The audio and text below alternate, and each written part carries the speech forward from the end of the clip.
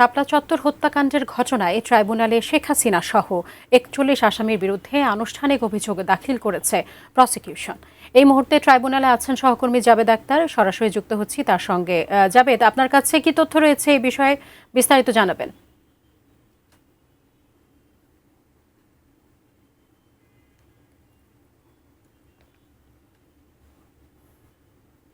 এই মুহূর্তে আন্তর্জাতিক অপরাধ ট্রাইব্যুনালের একের সামনে আছি।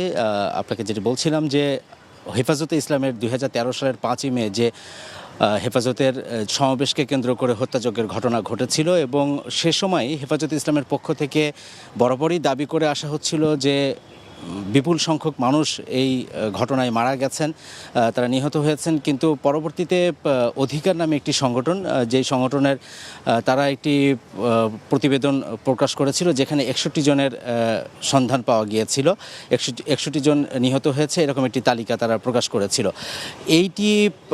এই পরবর্তীতে এটি যখন আন্তর্জাতিক অপরাধ ট্রাইব্যুনালে মানবতাবিরোধী অপরাধের মামলা হয় তখন তদন্ত সংস্থার পক্ষ থেকে তারা তদন্ত করেছে এবং তারাও ৬১ জনের একটি তালিকা পেয়েছে, যদিও এর মধ্যে তারা ৫৮ জনের যে পরিচয় সেটি নিশ্চিত করতে পেরেছে। এবং এই ঘটনায় ২০২৪ সালে ৫ই আগস্ট, তখনকার আওয়ামী লীগ সরকারের পতনের পর ৫ই আগস্ট এই ঘটনায় অভিযোগ দাখিল করা হয়েছিল হেফাজত ইসলামের পক্ষ থেকে।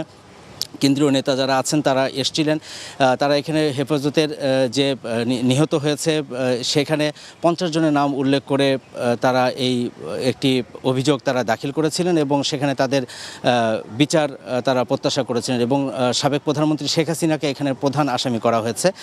এবং এই মামলার যে তদন্ত প্রতিবেদন সেটি ট্রাইব্যুনালে দাখিলের জন্য সবশেষ ৭ই জুন দিন ধার্য ছিল, কিন্তু সে সময় এটি সময় প্রার্থনা করা হয়েছিল, কিছু সংযোজন বিয়োজনের ব্যাপার ছিল এবং নতুন কোনো কিছু বিষয় এখানে তদন্তের বিষয় ছিল দেখে তারা সময় চেয়েছিল এবং তার পরবর্তীতে ১০ই আগস্ট পর্যন্ত সময় দেওয়া হয়েছে। তো সেই ১০ই আগস্টের আগেই আজকে ২৭শে জুলাই সকাল 11:15টার দিকে আন্তর্জাতিক অপরাধ ট্রাইব্যুনালে এই মামলার যে আনুষ্ঠানিক অভিযোগ সেই অভিযোগটি দাখিল করা হয়েছে প্রসিকিউশনের পক্ষ থেকে এবং এই মুহূর্তে সেটির শুনানি চলছে। এরপরেই যেটি হবে যে অভিযোগটা যদি আমলে নেন তাহলে নিয়ম অনুযায়ী যেটি হয় যে এই মামলায় সাবেক প্রধানমন্ত্রী শেখ হাসিনা সহ ৪১ জনকে যে আসামি করা হয়েছে তার মধ্যে মাত্র ৯ জন গ্রেপ্তার আছেন।